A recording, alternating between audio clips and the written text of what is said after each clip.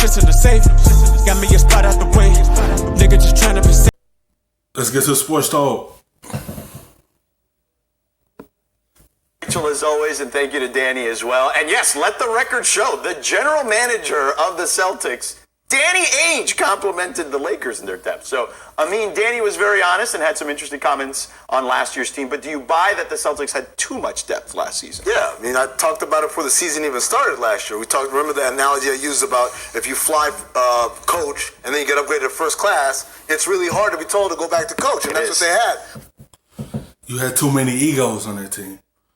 That's why that team failed last year. Everyone wanted to touch the floor and be able to contribute. When you don't get no playing time, it's kind of derail your team. When you already got a star five that really wanted to touch the basketball, everybody want to play ISO basketball. Then you got guys on the bench that want to be the man. That's why Terry Rozier took that offer from Charlotte. He feel like he's better than Kyrie. He feel like he deserved the spotlight. He feel like the season he had when Kyrie was hurt boost his ego up, and he feel like I deserve a shot to be a star point guard in this league and prove I could become a star myself. Not sit behind somebody and I had a good season while he was hurt. It was just too much going on the bench. When everyone feel like they want to be the man, things are like a collision. You're not going to see eye to eye. You're not going to have good chemistry. When those guys were hurt the year before, you had Brown and Tatum and Rozier step up and get really big roles and touches and have that success deep in the playoffs. And then they come back, so well, Kyrie and Hayward are back guys, so go back to coach, sit in the middle seat and wait for your peanuts and stuff while these guys drink champagne in the lay flats. And you couldn't have that without a... You see right there, when you do something, when a guy hurt and you improve yourself, you don't want to go back to the bench and not get that many minutes. When Hayward came back ready to play, everything changed. When Kyrie came back ready to play, everybody touches went down. Everybody wanted to be the star. Everybody wanted to take the last shot. Everybody wanted to have the basketball in their hands. It was too many big egos going around that team last year.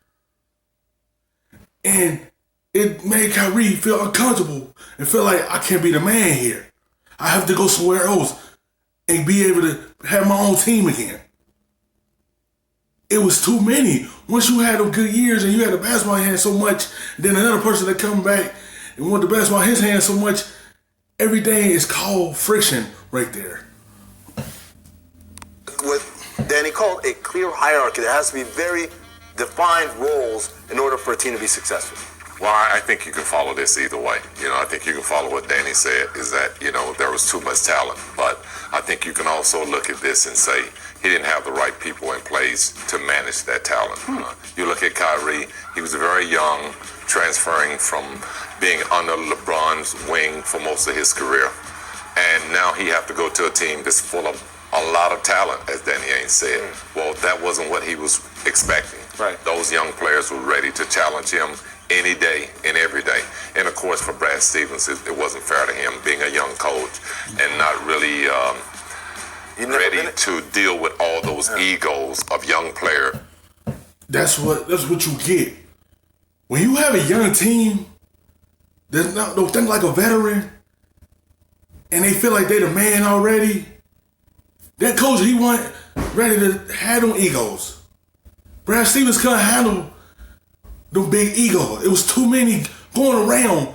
He one of the coaches want everybody to rotate the basketball around to get the open shot. And then we had so many going on. Then you had this guy right here that going to the bench feeling like, dang, I'm not going back to the back seat. I want to be the front runner and be able to be on the floor like I was before, having the touches. You had too much young players. The egos are going to be there. And it's going to be like this. Head collision. It's not going to work out. That's why they see them up and down last year. And you see two of their point guards want to get out of there. They want to have their own team. And Brad Stevens ain't not to handle that. Because he one of them coaches that like to rotate the basketball a lot. Hungry players who've had success the year before and now feel like it was their time to step out and be a star. They have to take a back seat. So it was a very difficult atmosphere for those players. I've been in an atmosphere similar to that, but I did it with veteran players who accepted their role and who was willing to take a back seat. Yeah.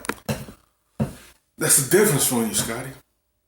When you have veterans that know their role, that's the only way you're going to win a championship. When you have a young team that's on the come up to become stars in their own right, and then you have to limit your touches, it's not going to work out.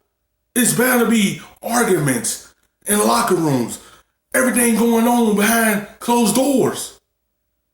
Now, if that was a veteran team, know their role, that team would have won a championship last year. But when you have a young team, everything's bound to blow up. It's a difference. You have veterans that want to win a championship. They're willing to take a sacrifice.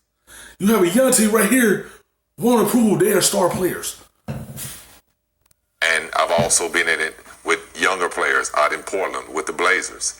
Again, talented players, but having the right leaders always helps. Yeah, young players want to eat. Yeah, well, I mean, and a lot of those guys are trying to create their legacies and let their reputation known and fight for their next contracts in the league. But that's funny, I never even thought about it. Brad Stevens had never coached a team loaded with stars. Right. Butler, he didn't do it. Yeah. In Boston, he didn't do it. And last year was the first time he had so much talent. You have to manage, and that's a different job than coaching up guys. No question. And for Kyrie, it has to be a tough challenge for him because I don't think any of those kids really bowed down to him. Now, had that been LeBron James... Kyrie didn't go to Boston to have full of stars. He went to a team that want to have less than him. He want that to be his team. That's why he went to Boston. He just want to have players around him that's good enough to help him win games and let him be the man. Would have approached the game a different way. Yeah. But Kyrie just hadn't gotten that star yet where they wanted to give him that respect. They were willing to challenge him more. Absolutely. Yeah, they got to Game 7 without him, and that was always kind of lingering over their heads. So, thanks for watching ESPN on YouTube. For highlights and analysis,